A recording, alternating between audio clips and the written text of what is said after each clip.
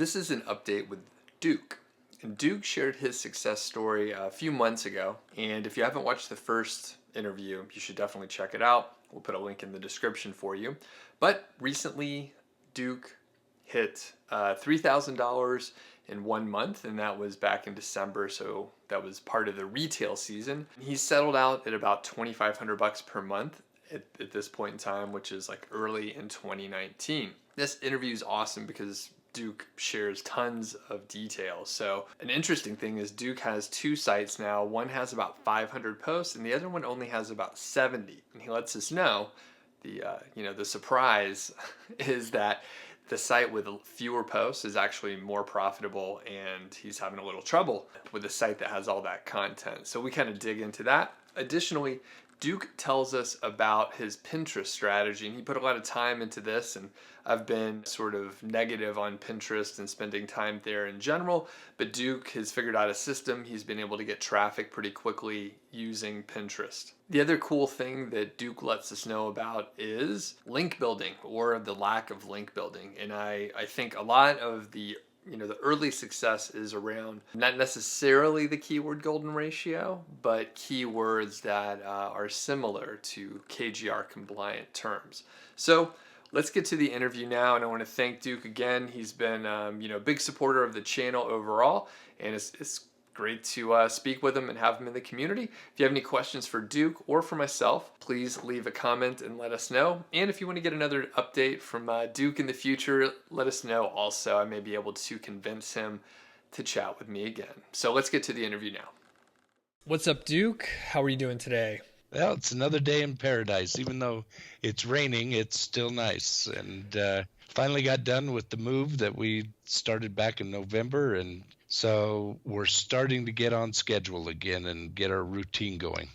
Fantastic. So it's good. Well, I really appreciate you hopping back on for an update. So for people that aren't aware, Duke had a success story to share about something like 6 months ago. I'll put a link if you haven't seen it so you can check it out. So this is sort of a checkpoint, and you're a fixture in the live streams that I do. So if you're not there one day, people ask about it and people want to hear the update. So yeah, it kind of made me feel good that people were asking. It's like, gee, yeah. I must have made an impression. Yeah, you definitely did. I mean, it's one of the most popular interviews we have on the channel. And I guess you're just a likable guy. Back then you were making about $1,000 a month from Amazon affiliate revenue, and it's been about 6-7 months. So kind of update us. What's been going on? Well, Christmas season was good, but not as good as I had hoped. Broke over 3,000 during Christmas. The smaller site is doing really well, and the return is really good. The larger site did not do as much as I had hoped. So it's kind of, I wouldn't call it struggling. It's profitable, but it's not nearly the return compared to the smaller site. Gotcha. And so you have two sites. One of them is a little younger than the other, and one of them is a little older. Yeah. Can you tell us just like sort of the breakdown, like the content that you have on each one? And if you, obviously we're not going to mention the sites here, but like if you could give us an idea of like the approach and difference in each one. The smaller site, which is the older site by 6 months, it is a niche site or a topic site. It is geared towards businesses that use different types of products. Instead of going directly to consumers, I instead went to a business that has a lot of questions and a lot of needs of how to do this and how to do that. And so it is probably 40% informational, 60% money pages. Okay. The larger site is directly to consumers, and it's a general niche category, basically a review site. I targeted 22 different product lines, not brands, but types of products, and then did between 15 and 30 posts per each product. It is probably 20% informational and 80% money pages, or targeting money keywords. Gotcha.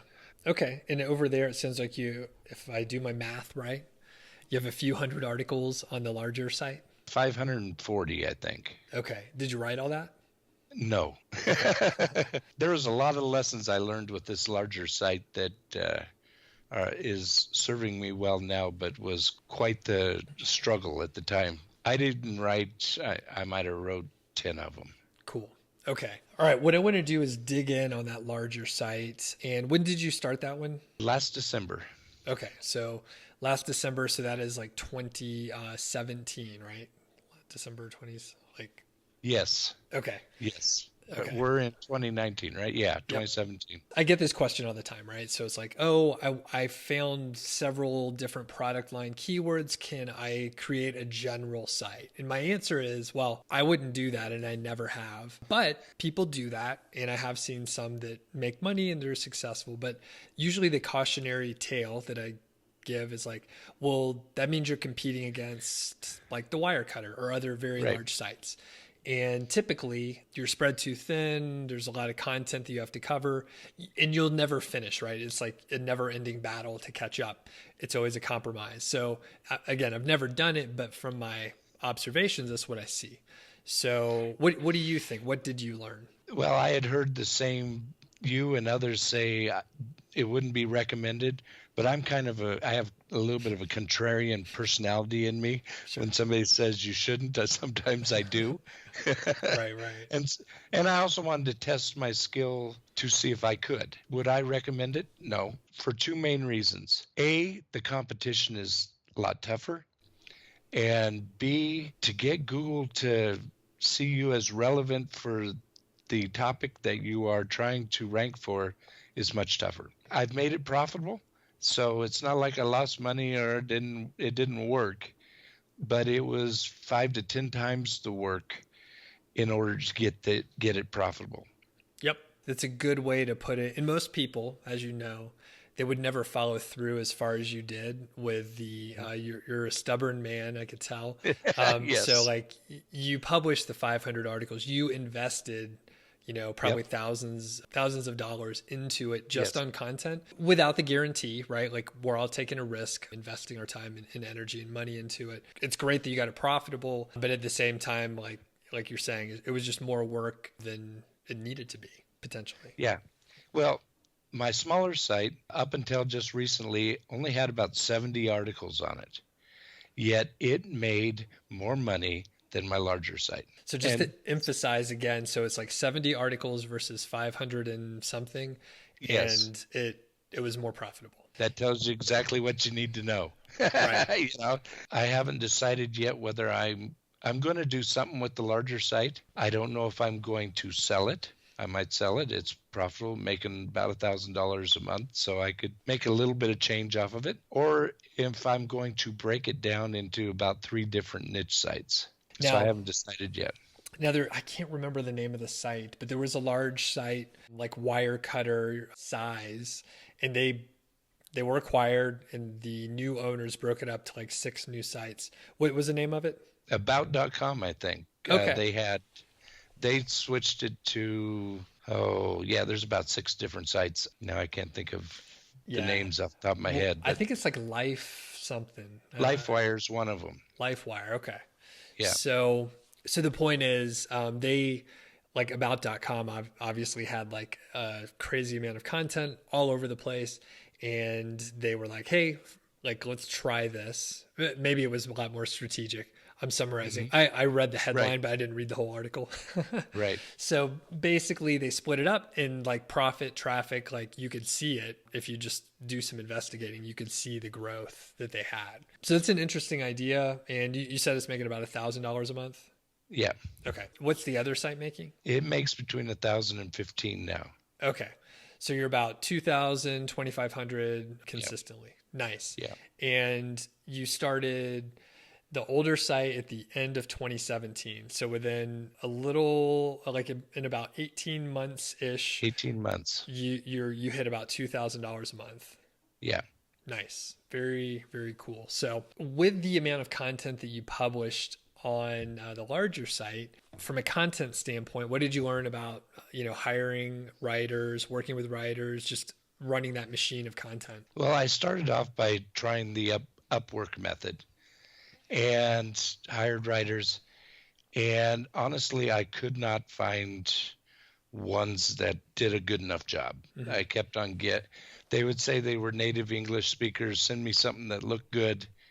And then when I got the real product, it was not nearly as good, and it wasn't native English speakers. Mm-hmm. So I don't know if they were farming it out to somebody else or what. But anyways, so eventually I got frustrated with Upwork, and I went to a content broker, a company, and they have done an excellent job for me.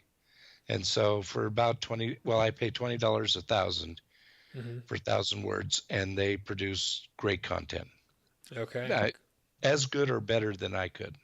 Okay, cool. We won't mention it right here, but we'll discuss after, and then include a link if appropriate. So right, we'll put it that way. Yeah. Later on, I saw that John Dykstra also uses them. So. Okay, cool. Friend of the show, good guy, John. So. Yeah. Okay. Very good. So you started using the content broker, good deal, high quality. So. Yep. And I still do all my own formatting and publishing, but that's I don't know if that's me not wanting to delegate or if that's because I really like to do it, but that's where I put in my SEO stuff to make it search engine friendly. So sure. I don't ask the writer to be an SEO. In fact, I give them no SEO instructions. I just ask them to write. Then I put in the SEO. Perfect. Okay, cool.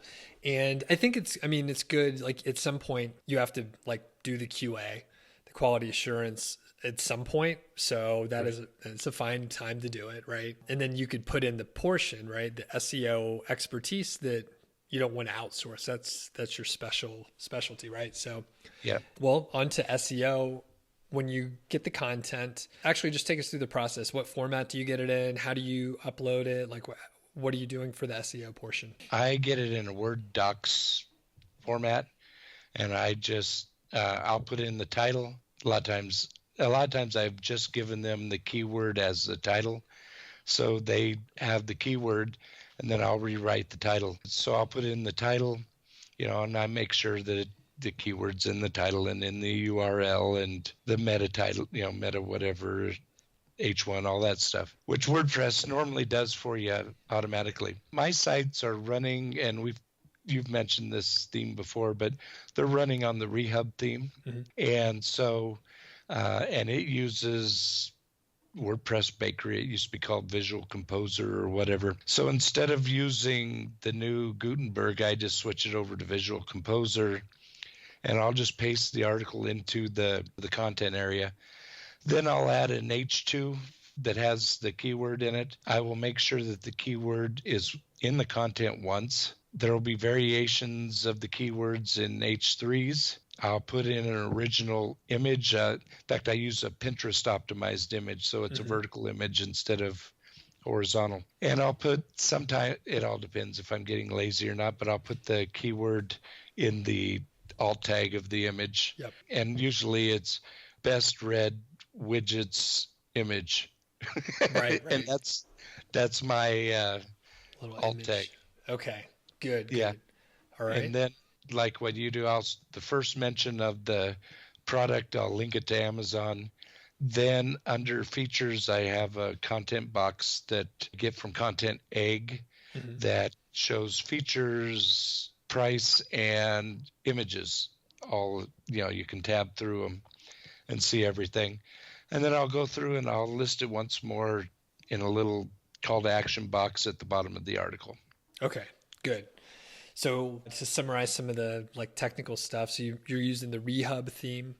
Yes. Okay, which I've talked about a lot, but partially because you and I discussed it before. I heard it from a couple students in 5-Figure Niche Site, and then I checked it out, and it's a great theme. It has the visual or the WP Bakery, so you can do some, some custom design if you want to. And then you mentioned Content Egg. So what is that for the people that don't know? That is also a plugin. There's a free version and a paid version. It works in conjunction with the Rehub theme. They've collaborated together. What that does is it pulls all the Amazon API information for you. You can do it right from the back end. You can put in your product or your ASIN number. It'll pull it right up. You can put in a short code and it it gives you a nice little call to action box or information box of some kind, that type of thing. Okay. The thing I like about it the most, and its back end of the plugin itself, is it has a tab for all the products that you are covering in your website. And it'll tell you which products are out of stock or discontinued, and you can just go there and replace them and keep it all up to date. And it's 1,000 times faster than trying to do that manually. Beautiful. Yeah, I can't. I mean, that is an auditing situation if you want to solve that on your own without a tool. Yeah. So, with the paid version of Content Ag, like, is that what you get, like the extra checking? Yes, with the paid version, you get the extra checking. You also get eBay, Walmart. You can have, I mean, almost every affiliate program out there, it has connection to their APIs. I use eBay because on my reviews, I give a price comparison. So they can either go to Amazon or they can go to eBay, whoever has the cheapest priced. Nice. So, what's the payout typically on the eBay side? How's that work? eBay's different. They pay you a percentage of their profit instead of a percentage of the total sale. They pay you a percentage of the profit that they make. It has came out to be very comparable to Amazon. I'm usually between 5 and 6% of the sale price on eBay. Gotcha. Interesting. Okay. Is there anything else on the content side or on-page SEO that's worth mentioning? One of the things I'm doing, and especially working on the small site, is there's your dog. I can't remember his name. Georgie is. Georgie. She's sensing something in the front. Someone closed the door.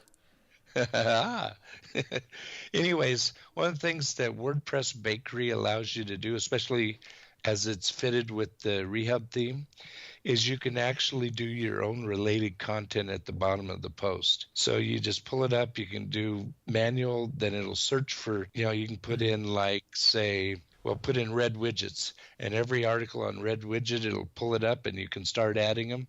So you have control of your related content. You can do it once. It's done. It's not done by a plugin, and it's done relevantly. Yep. So that's very important. On my small site, I get 1.8 actions per visitor. Either it's pages, or it's click-throughs to Amazon or eBay, or it is some type of, they have completed a task of some time on my website. And how do you track that? How do you track actions per user? Well, I was using Google Analytics up until this month. You can set up an event in Google Analytics, and you can set it up to track all outbound links, or you can set it up to track links to a certain domain, which then you put in Amazon.com. You can set it up to, it already tracks page views, but you can set it up to track downloads, all kinds of things. So you use events, and then I also use an adjusted bounce rate event, which is a timer, and so it'll ping the browser that the person's using every 15 seconds, so you get a much more accurate time on site. And if they've engaged in your content at least 15 seconds, I feel they've engaged with your content and didn't just come there and go, ooh, this is ugly, and bounce back.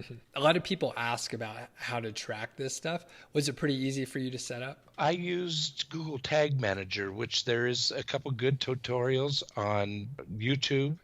And also, if you're a reader, search setting up Google Tag Manager. The analytics code is harder, so I use Google Tag Manager. Recently, I just switched. Dealt with some negative SEO over the last year. Some people just got jealous or wanted to make it fail or whatever. Right. After I did a couple interviews, and I see them come and find me. I mean, I'm too transparent, but that's okay. I dealt with negative SEO, and I was dealing with a negative SEO attack, I believe, where they were sending bounce bots to my site to bounce in and bounce out to give me bad user metrics with Google. And that was being tracked. The only thing it could have been tracking, because they were coming in actually using, it was obvious they were bots. They were using Microsoft Internet Explorer 9 and Windows NT or Windows Vista or Windows 7. Mm-hmm. And it's like, who uses Windows Vista Right. anymore? Yeah, come on. So they were obviously on a old machine that they were just, they did a program. Well, I got concerned, and I would see that my Google referral traffic would drop when these guys would come and do their little thing. So I eventually switched, and I switched out of analytics and switched to server side of PWIC. It's called Matomo, but they provide the server. And so, and it has all the same analytics, and it's $9 a month, so no biggie. And so by doing that, does that remove the effectiveness of the bounce SEO? I'm not sure. I am assuming that Google, they have said they don't, but I never believe anything Google says they don't do. They say they don't use analytics, but I noticed that it was affecting my traffic. My guess is they may use analytics as a confirming signal, maybe not a ranking signal, but a confirming signal, which would be, okay, we think we should rank it here. What does analytics show? Sure. Interesting. That's my guess. And that's just a guess, and I could be wearing a tinfoil hat, Right. There's so many factors in the correlation, and it's like, who knows? So what was the name of the analytics tool? It's PWIC. PWIC's been around forever, but you used to have to put it on your own server in order to get it to run.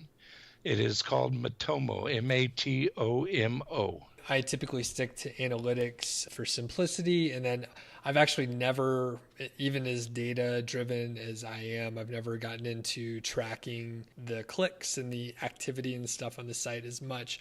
But a few months ago, I try and keep up with folks, even if I don't do like a proper update. But you were telling me about some of the Pinterest experiments that you were doing, and because you had things set up like you mentioned with a tag manager, you were able to get some decent data from the Pinterest stuff that you're working on. So tell me about what you did and some of the findings that you have so far. What I did, I already had the article, so people who are doing this, if they're just starting out, they probably won't see the increase as quickly as I had it. I redid all my featured images on the website to a 600 by 900 pixel featured image. Now that's not, when they come to my site, they don't get blasted with this huge featured image before they can see anything. In fact, I don't even have a featured image at the top. It's just the website header and then the title. But then in the content, I have a narrowed down or a smaller version of that featured image in the content near the top. I did that for all the articles. I had an old Pinterest account that I fired back up, and I did keyword rich description for the account. Then I did 22 boards for each product line, and those were keyword rich both in the title and the description. And then each pin, basically I used my Google meta description, where you put in the 150 characters or whatever for Google. I used that as my pin description and then did relevant hashtags with it. And so I started out, I was getting just a trickle of traffic without doing anything, between 1 and 5 visitors per week. And I grew that in 3 months to 100 visitors per day. And that happened at the time when Google started all their updates in August, Medic and whatever. Sometimes I would get dinged, sometimes I wouldn't get dinged, but it irritates me when Google does updates and I haven't been doing anything wrong and I get dinged. And so I decided I was going to have a second source of traffic. Right. And so that's what I did. Now, it is not the same as Facebook or Twitter or those social media. It is actually a visual search engine. People go to Pinterest to find out how to do things and to learn about what they need for projects they have and everything else. And it's not just women. Believe it or not, I have 45% men and 55% women that look at my profile, which is, I got a higher percentage of men than women compared to the site, but there's enough men on there to make it worth your while. And it's not all recipes and Etsy crafts. Some of my pins are getting repinned like crazy because they're beautiful images of the product. So I did that, and then there's a free version of it and then a paid version of it, but a program called Tailwind that is a scheduler for Pinterest and Instagram, but I use it for Pinterest. It makes my workload about an hour per month in pinning and repinning content and doing the strategies. And basically the strategy is have your own boards, have boards that are related. Say, for instance, you're into lawn care and you're pushing lawnmowers. Well, then you can have an outdoor barbecue board because people barbecue on their lawns or barbecue in their yards, and you attract similar type of customers to what your products would be geared towards. Nice. So think of the audience, think of the market, not just the not product. Exactly. Think of your market. Who would buy your product? Then think of what else would they be interested in. That it doesn't have to be you. Then you can bring in pins from other people who are fitting that niche. They in turn will do the same for you, and pretty soon you've developed a network and you don't have to talk to anybody. Which is the goal. That's our goal anyway, right? Yes. So, okay, cool. It's funny because, we were chatting beforehand and I'm doing some updates with other people. Everyone is like so interested in Pinterest. There's a student of mine, she's in town. So I invited her over. You'll hear it on the podcast feed on the YouTube channel as well. But we were sitting right here earlier and she was telling me about Pinterest. She was telling me about Tailwind and like exactly what you're saying. She spends a little time each month. She batches it. She sets up her whole month and then like it's set. Yeah. I spend about an hour a month. You said you went from like basically, a few visitors a day from Pinterest to about 100 within 3 months. So has it leveled off or does it grow? It actually has declined a little bit since Christmas is over, but everybody I've talked to that does Pinterest says that's normal, but it is steadily growing. It dropped down to like 70, but it's still 70 to 90 and it's still growing. Okay. So cool. Now, did you notice a correlation between the posts that were being pinned or the most activity with their rankings? So was there a correlation between those? The correlation I've seen is the more engagement your pin gets, the higher it will rank in the Pinterest search traffic. Okay. It really has very little to do. It has to do with the relevancy of your description and title, but it has little to do with what you've done on your website and how great your website is. It is more about the engagement of that pin. So in all honesty, you could have a really crappy website and make this great pin and you'll drive traffic. From that point of view, like it's all about that image, right? Yes. So how did you create the images? Did you do it yourself? Did you outsource it? I outsourced the first batch. Again, didn't like too much what I got. So then I went and found LifeWire's cousin. It was in the same niche. I don't remember the name of it, but it's one of the other about.com. I found their Pinterest board and looked at their pins, and they're all, it's Madison Avenue. They've paid somebody to do their pins. So then I went and took their format, not their images, but their format, how their styling and stuff. And I went and duplicated it in Adobe Illustrator and used that. Different colors, different fonts, but basically the same format. Okay, cool. And that's interesting. So you found something that was working and then you emulated it without copying it, which I'm sure, yes. There's hardly anything original. I'm sure they got that from somewhere else, right? So yeah. And then I've done some experimentation since, and I've actually found a really good review template to use. So I'm now using that. Okay, like review template, like for what? For review posts, instead of a best list, for a review post. Basically, a big, huge, beautiful image of the product. Underneath it, with a gray gradient, I have just the product name, like the Acme Red Balm, and then below that, I have in my branding colors, I have the name of my website. Oh, and then I have a small, under the title, I have a small italic product review and comparison in smaller font and italic, so they know it's a product review and comparison, price comparison, and that's working great. Okay, very cool. And just to rewind, so you said you had a decent amount of content when you first started on Pinterest. So how many posts did you have? I was up to the 540 mark. Oh, okay, so before I started. How did you decide what to create pins for? I did it for everything. Everything, so just 100%. And then did you put everything into rotation? And I understand Tailwind has some intelligence, so you could repin the good stuff, right? Yes, I pinned directly to my boards first. So I'd do about 10 a day, 10 to 20 a day. I might do 10 in the morning, 10 at night, until I got all my pins on there.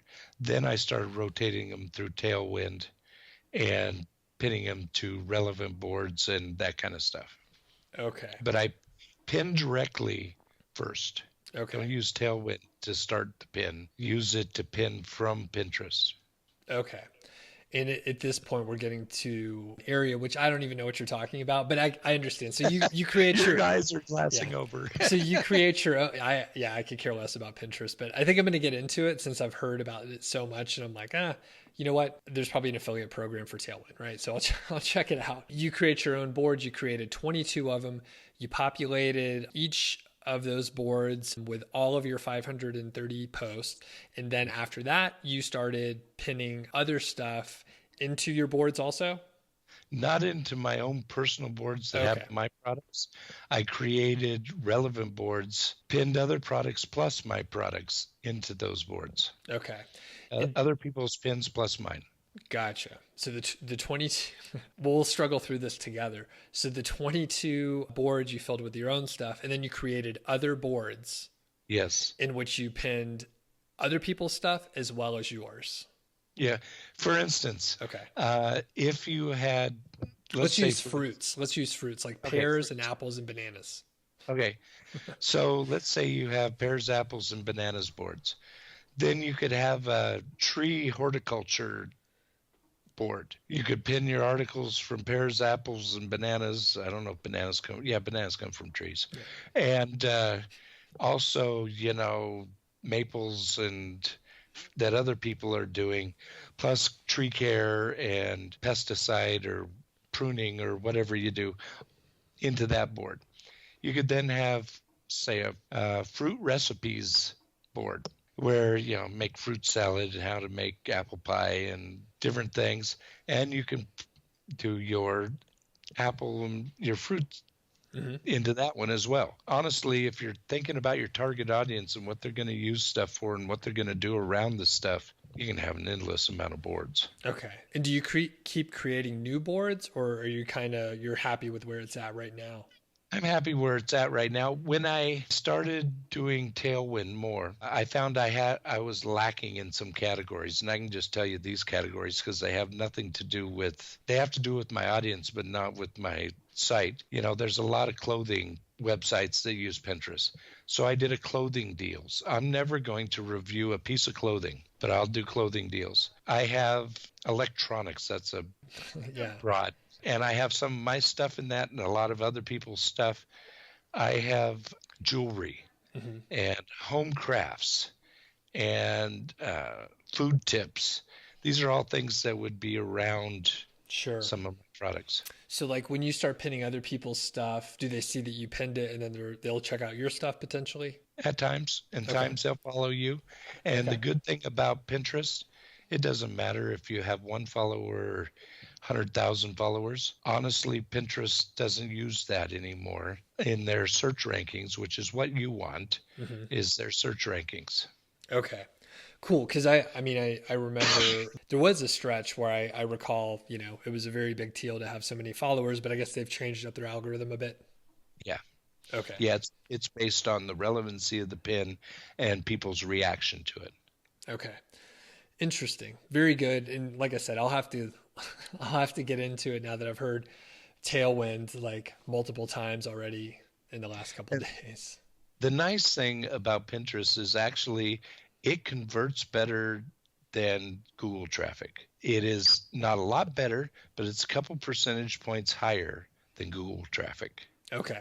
And this is tying it all back together. Thanks, Duke. So basically you were keeping good track with the Google Tag Manager. So you saw that at least more people were clicking over to Amazon. Yeah. Okay. Yeah. I can't track it past that. I look at it as I've done my job if I've gotten somebody to click to Amazon. Mm-hmm. But what we can take away, right? So let's say someone hasn't started a site yet. They start a site, they get maybe 30 pieces of content on there pretty quickly. Maybe they need to get more on there, but they get some content published. They can start pinning stuff. They can start that activity and potentially get traffic, long before they're going to get much traffic from Google. Exactly. In my head, that was one of the things I was trying to figure out is if I was going, because I got some guys that want me to teach this stuff to them. I'm not pastoring a church right now, but old members of my last church, and they want me to teach this stuff. How do I get them to get some traffic even sooner than the 6-month mark or Ricky and Jim's 8-month mark or whatever? How do you get it? And Pinterest is the way you can get quicker traffic. Yep. And the Christy, like I was talking about earlier, who lives in town, her site, she started it in like mid-October. She's getting, some traffic from Google, but she's been able to really take advantage of like Pinterest traffic, primarily through just smart outreach and being active on Pinterest. So she has like quite a bit more traffic than most people would have in, 3 months time, because she's like taking advantage of Pinterest. Like, right. It's not going viral, but it's like big for a brand new site because again, outreach, smart connections, and like being active and trying. So interesting. Okay. So one final thing. So you were at very little traffic. You started with Pinterest. You got up to about 100 visitors from Pinterest per day. Like, what was the buildup like? Like, how long did it take for it to start working? It took about a month to start seeing a difference. And it was, 25 or so. And it kind of jumped. It was 25 or so. Then, next week it was 35. And then the next week it was 50. And kind of that, hockey stick. Oh, hockey stick. Yes. Gotcha. Type thing. Yeah. And I have heard a couple people mention there seems to be like a sandbox period for Pinterest where they, you have to earn your credibility before they start, pushing your stuff a little bit more. So maybe that month or so. Could have been. Yeah. Interesting. Cool. So from a link building standpoint, can you tell us a little bit about what you've done there? On the big site, I used a couple services to acquire some guest posts. I did 20 guest posts to the large site. I also used another guy I know who got me 10 newspaper, local newspaper links as well. And other than that, I basically did. Pinterest is the only social network I ever see in Google Analytics. Okay. Or not analytics, Google Search Console. At least a portion of your Pinterest links in Search Console. So that's all I did. And the little site, I didn't do a darn thing. In fact, I didn't really do much to it at all for almost the entire year.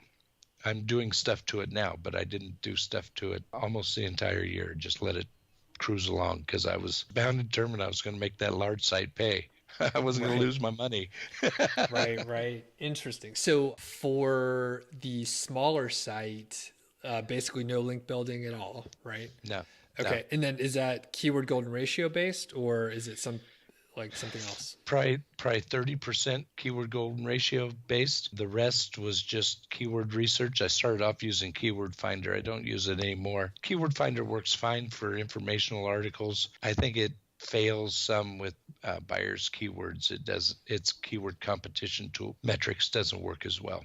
Okay, cool. So that's what I did.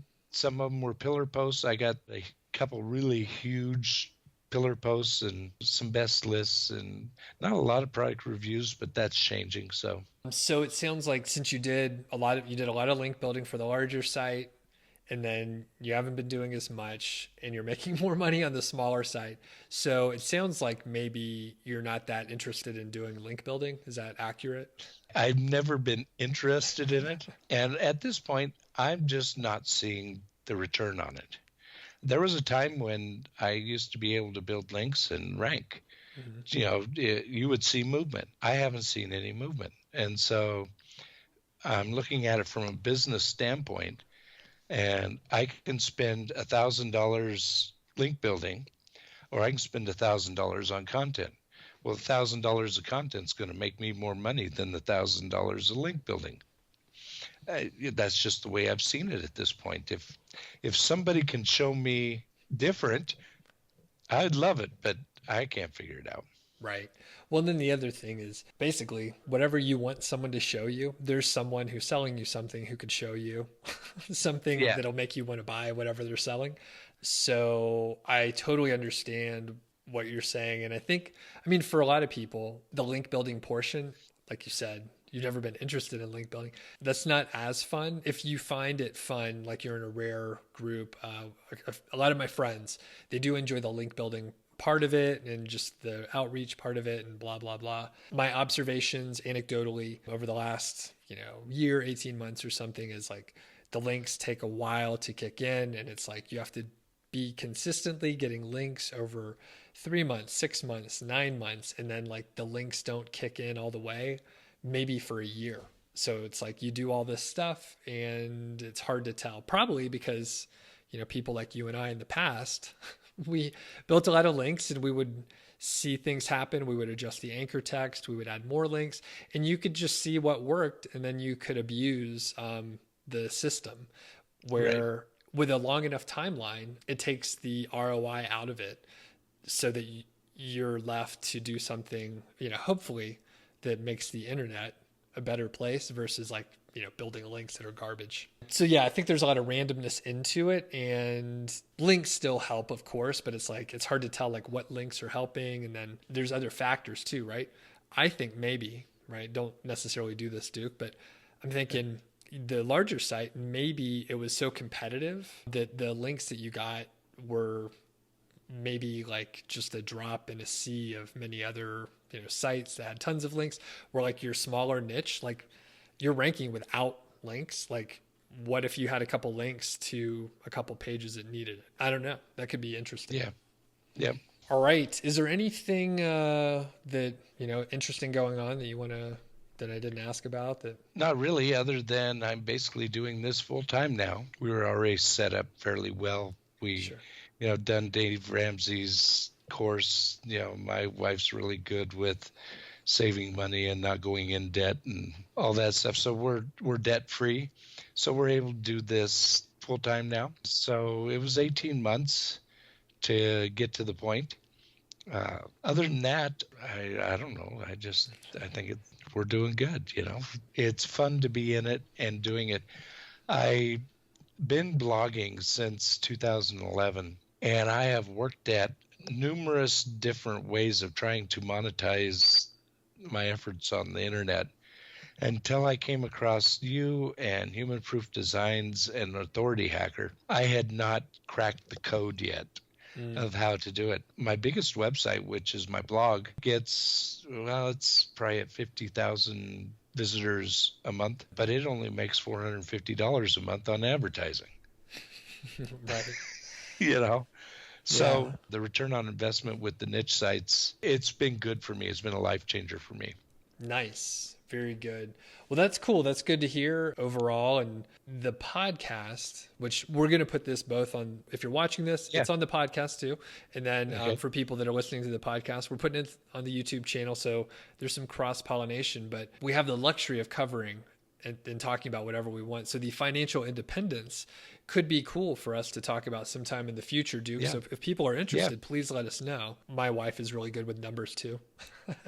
So hopefully we'll be in the position you're in sometime soon. So just to close it up, for people that let's aim at people that maybe haven't started a site yet and they're thinking about it. So what advice would you give the budding entrepreneur interested in affiliate marketing? The first thing I would do is get products out of your head. Don't go, I like fishing poles. Instead, go, I really love to fish. How can I make a website that is great about fishing or golfing, canoeing, whatever it is you're into, or something you'd be interested in? A product focus just becomes much more difficult to compete and to monetize or get a good return on investment. Secondly, quit worrying about getting it all right. Instead, just do it. I learned huge valuable lessons in my second site, the large site, that I'm now applying to the first site that's going to take it to the next level. Start doing it. You learn by doing. You can't learn by watching another video. You got to start putting it to practice. And that's what I love about Jim and Ricky. I disagree with a lot of what they say, to be very honest, but I love that they're encouragers that encourage people to get in there and do it. And that's why they're successful. So, Yep. Well said. So to quickly summarize, like, take action. You're going to make mistakes. You could fix it later. And that's the core piece, right? As long as you're doing something, moving a little bit forward, you're going to figure it out. Yeah. My first blog in 2011 was a blogger blog, and it was ugly. It's a mess. Yeah. I remember those. Yeah, I think I had one of those too. That's funny. All right. Yeah. Well, Duke, thanks again. It's been a pleasure catching up. And we'll maybe get something else out on the calendar sometime soon. So have a great day, and really appreciate it. Okay. Take care. All right. Thanks a lot, Duke. Really appreciate you taking the time out, and we'll see you around the channel.